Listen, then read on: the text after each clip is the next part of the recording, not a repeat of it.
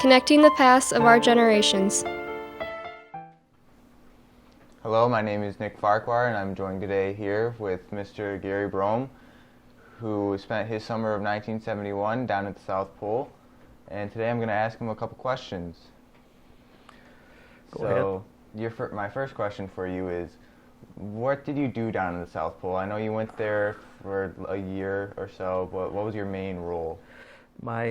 What I did is I recorded seismic data and geomagnetic data for NOAA, the National Oceanic and Atmospheric Administration.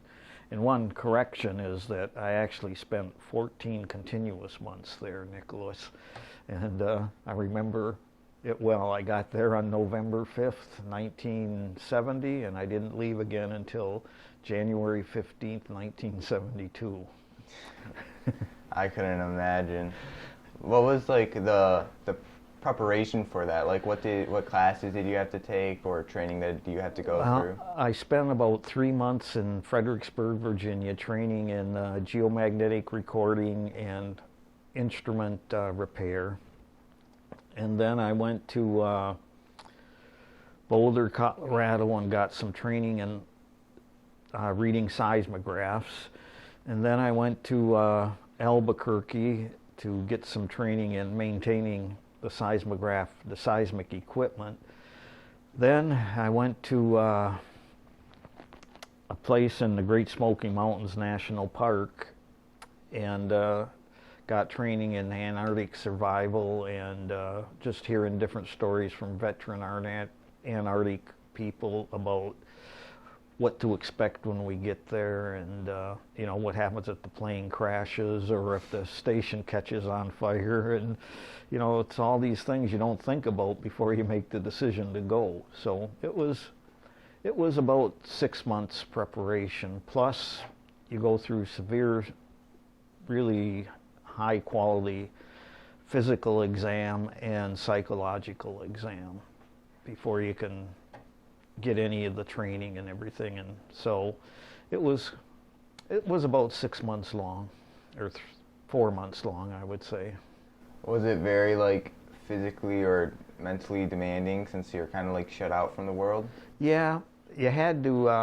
I was fortunate. I'm kind of an introvert, so it didn't bother me that there was no social life down there. It was do your work, eat, go back to your office, work some more, and it wasn't hard on me emotionally. We could get out on ham radio, but only sporadically to talk to our family back in the United States. We didn't have the internet or cell phones or anything back then, so our only communications was through ham radio.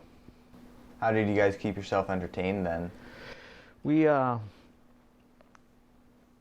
did our work, and at night we had what they call Club 90, which is 90 degrees south. So that we went there for movies, and you could buy drinks, shoot pool, and play cards.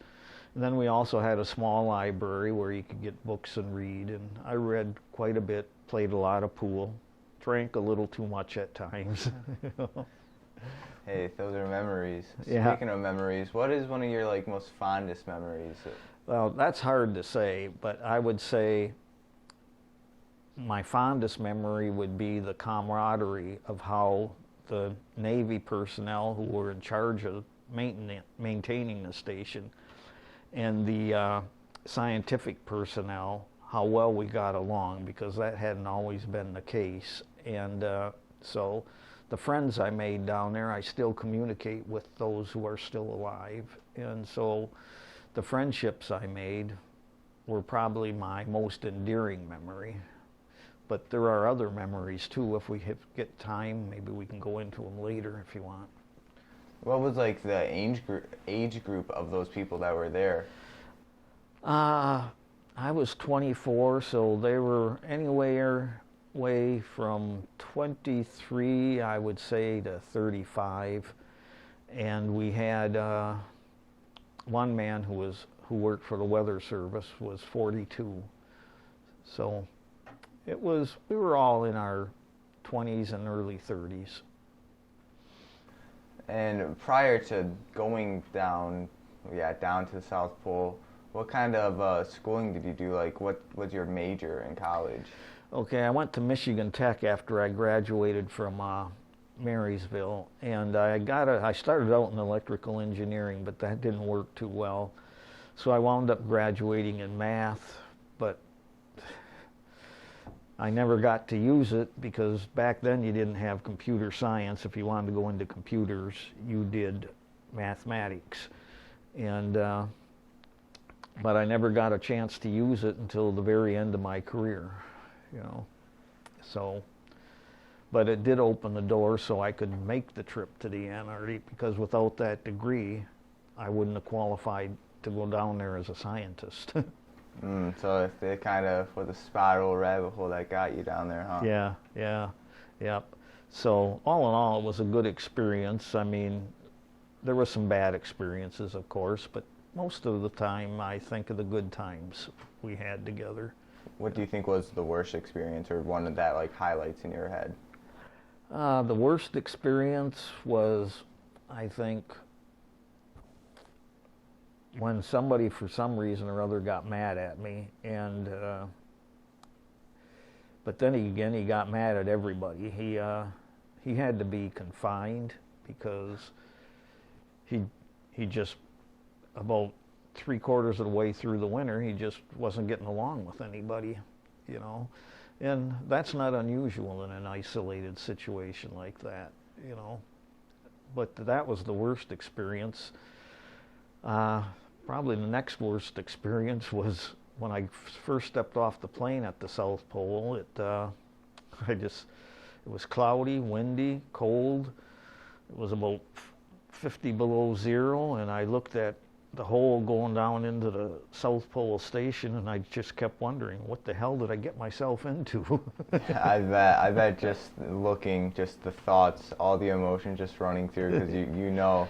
Did you know prior to being down there that you were going to be there that long, or did you? No, I was supposed to go for 1 year and be relieved the following November. And what happened is the guy they chose to relieve me failed either the physical or the psychological test, so they had to start all over again. So I had to stay an extra 2.5 months, which was really hard. That may be one of the worst experiences, was trying to adjust to a whole new group of people, because all the people I wintered over with left. Oh, so you guys came in groups? Yeah, and then a new group came in, and I had to adjust to a whole new group of personalities, which was pretty hard. Yeah, and especially for only being there for a short period of time, it was like... Yeah, but other than that, it was a good experience, and I have no regrets about doing it. In fact, I'm actually grateful for the opportunity to do it, because it teaches you how to get along with people and how to be tolerant, you know. And we did have one black guy down there, and his name was Charlie, and he was the only one on the crew, and he taught me a lot about interrace relationships, what he had to go through and stuff like that. Especially back then, during the time period. It was probably a whole new ball game. Yeah, it was. And so all in all, it was a great learning experience, and had I would say, an overall very positive effect on me. Plus, those are stories that you can tell forever. Like, not many people that can say that they spent a summer in the South Pole. Yeah, and I've got tons of stories, so sometimes, I know you're time limited, but sometimes if you want to hear them, just stop by and I can tell them to you. You know, you pointed out the picture of the guy with the sandals. Yeah, that was the next point I was getting to. Okay, well, when you're down there and the temperature hits 100 degrees below zero, first of all, you can only take a shower once a week for like 5 minutes. And so, but there is a steam room down there, so that's how you cleaned off every day. You went into the steam room. Well, when the outside temperature hits 100 below zero, you go into the steam room, get your body all hot, and then you run out to the South Pole, get your picture taken, and then run back into the steam room. Well, it was 103 below zero. We all went into the steam room. I mean, we got liquored up, went into the steam room, ran out, and unfortunately, we found out later that the corpsman, who was the equivalent of a nurse in the Navy, forgot to put his shoes on when he ran out there, so his feet got terribly frostbitten. And the award says the shower shoes not worn by Larry McGuire on his jaunt to the South Pole. You know? Yeah, that's something that he'll never forget. Oh, no. I mean, we had a station doctor, and he did a marvelous job on Larry and saved his feet. He could have lost his feet and his toes, but the doctor did a good job, and Larry never lived it down. Oh, for sure. That's something you can't. I bet his feet probably didn't live it down either. Yeah, yep. So at first it was very tragic, but later on it became a station joke. Yeah, it's something that they can laugh back on. Yeah. Hey, Larry, you got your shoes on today? He probably got sick of that real fast. Oh, yeah. But Larry was a good guy. He was really good-natured about it. How many of you were down there? 14 Navy personnel and 7 scientists, 7 civilians. And it was the original South Pole station from 1958, I believe it was, when what was called the first International Geophysical Year. And the station was built in 1957 or 58, and we were still in the old station, that's why it was so far down below the ice, because the snow and ice just kept building up over the years. And they've had 2 new stations since I was down there, so it's a lot nicer living now. Oh, I bet. And they even have women down there now. When I went, you never saw a woman on the Antarctic ice cap except for at McMurdo. You know. That's crazy how different times have changed. Oh, you yeah. mentioned earlier with the one lone black guy, I bet just diversity and just the way things have changed, it's great to see that. Things that have really changed for the good, and the station now is really, really nice. I'd like to go down and see it, but it's so hard to get there. Oh, yeah, I bet. I don't think you're... I don't think I could take the plane ride anymore. Well, is there anything else you'd like to add before we close this out? No, other than that, like I said, I'm proud to have graduated from Marysville. My family, all the way back to my dad, graduated from Marysville, and played on the football team. And all I can say is Marysville gives you a great opportunity.